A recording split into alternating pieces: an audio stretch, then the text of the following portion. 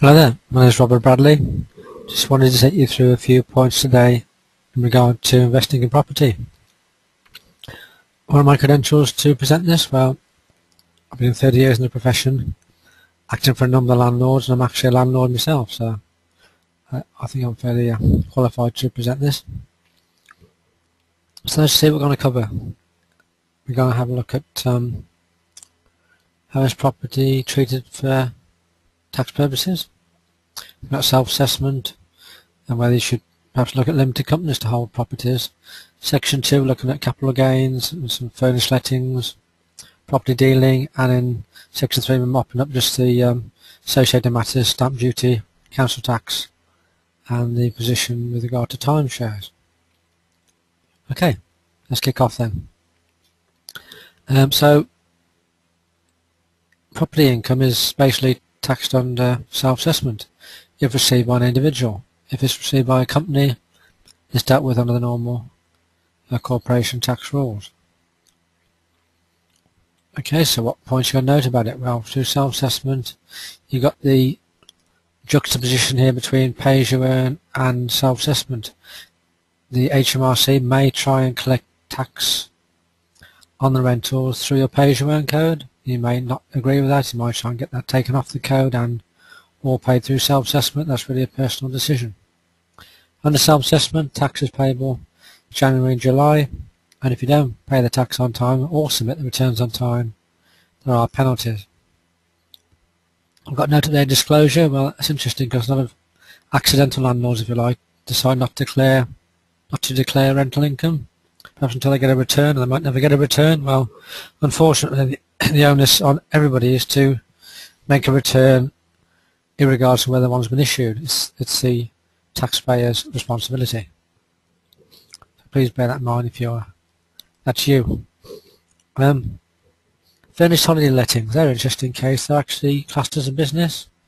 Now the rules have been changed on recently because we had losses incurred on furnished holiday lettings. You could set them against your income. That's no longer the case. Because it's a trade, furnished holiday lettings profits are classed as relevant earnings for pension purposes. And other differences, well, you can get tax relief on capital items in some cases under the capital allowances regime. Okay, so that's a bit about how how rents are taxed. With regard to companies, I didn't really cover that in that much detail. I've actually got a handout. I'll give that to you later on in the presentation. Income. Well, rents received are taxed. It's not rent receivable, it tends to be rent received, so you don't have to account for bad debts and what's receivable. You just actually account for what you received. If you provide furniture, i.e. rent properties furnished, you're allowed for a 10% wear and tear allowance, 10% of the rent minus the rates you pay and the rent you pay. Income is taxed for the basis 6th of April to 5th of April, i.e. the tax year, for example, 11-12 tax year. Relevant period to consider is 6th of April 11 to 5th of April 12. And premiums are treated part income and part capital gains. That's if you receive a lump sum. Okay, expenditure, that's probably the trickier one. Some grey areas about what you can claim and what you can't claim. You can claim ground rents, rates, heating and lighting borne by yourself, insurance, advertising, repairs and maintenance, so I'll say a bit more about that later. Redecorating, pre-letting expenditure as long as you let it with a full let. It's not of a capital nature, and any mortgage interest you pay.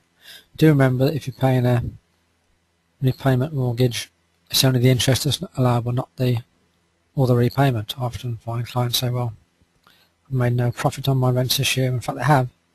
They've got no cash flow, obviously, because they're looking at the mortgage repayment as an expense, and it's actually only the interest that's an expense for tax purposes. Non-allowable expenditure. Well, this comes back to repairs. You can't claim improvement expenditure as repairs, but you can claim it in the acquisition cost. So when you sell it, your capital gains calculated, you will get relief then. In terms of specific guidance, you can't claim central heating as a repair, but you can claim double glazing as a repair. again, we're getting really into the grey areas there. Shows how grey areas the rules are. There's also grey areas, things like travelling expenses. Can you claim travelling? Well, if you've got one let, maybe not. If you've got a portfolio of lettings, you could. If you might have a van to cope with the lettings and take bits and pieces and say messing up your car, again, can you claim the van? Well, probably yes, but I'd like to look at individual circumstances really on that one. Tax treatment to limited companies.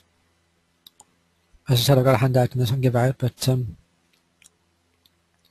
really we're looking at here potentially lower tax rates if you're able to use the limited companies as a cash pot.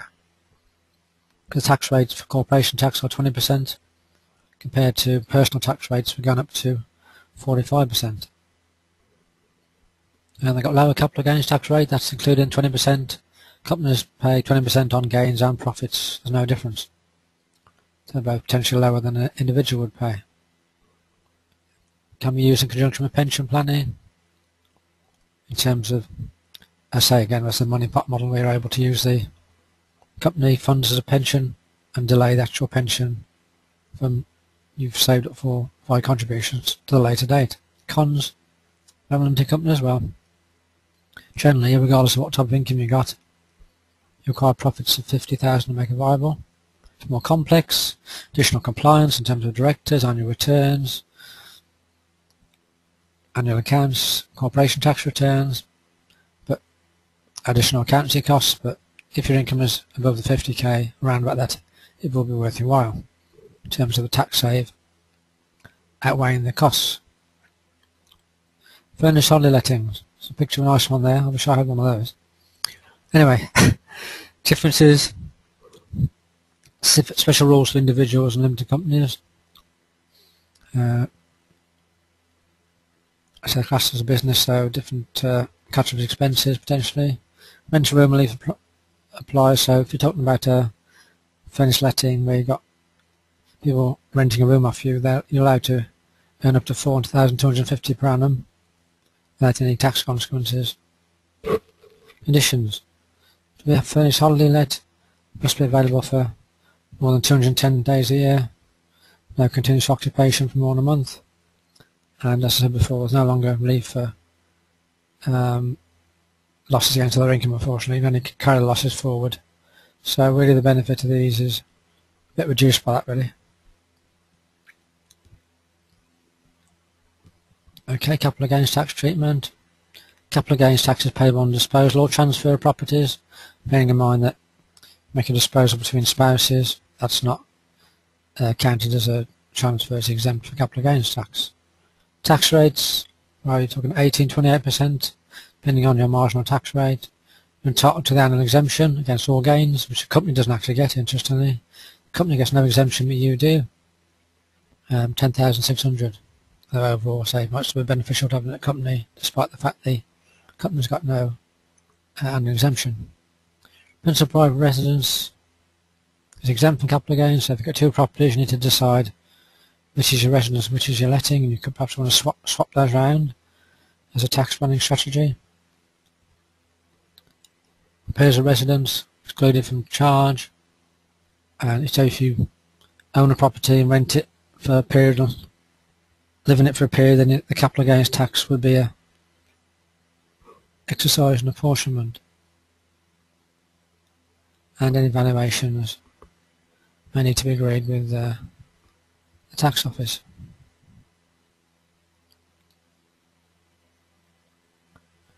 Okay, what is property dealing? Well, letting a property will indicate a capital gain. Makes it an investment property. If you don't let it, you don't live in it, that's a bit of a grey area. Property is not let may attract attention as a trading asset when sold. Look at the badges of trade to determine trading and non-trading. Are you buying properties regularly and selling them, in which case you're probably trading, or you're just buying them to do up on let infrequently? Probably be okay in that case. Stamp duty, land tax. There's some rates here, you might be familiar with these rates if you bought a house recently. The general first cut off is 250,000, there's no stamp duty. well, there's a jump in stamp duty over 250,000 to 3%, so people often try and beat people down to agree a sale around the 250 mark, but no more. Get things going on like people value fixtures and call the fixtures 10,000 on the house 250,000. Well, a bit of a grey area that is, really not to be necessarily recommended. Council tax. These properties looked at separately. No council tax payable by the landlord unless the multiple occupations, e.g. bedsits. Bed and breakfast is exempt from council tax up to 6 residents, and let properties liable to council tax subject to exemptions. So normally if you let property and let the council know it's empty, there won't be any rates, but just need to check that and make sure you do it. And last, I think just want a quick look at timeshares. Consider the tax implications, a couple of gains tax implications. Nature of the rights obligations depend on particular assignment. You might be buying, you might be renting, you might be sharing, you just need to look at the agreement. Swaps might be, it's interesting, might be treated as disposal by HMRC. Timeshare property in the UK is going to be subject to business rates, and stamp duty land tax does normally not apply. Okay, that's at a whiz through there. We've looked at how property is taxed, furnished holiday lettings, capital gains, property dealing, and mopped up on some bits and pieces, land tax, stamp duty land tax, council tax and timeshares. I hope you found that useful, but got any questions, please have a word with me afterwards. Thanks.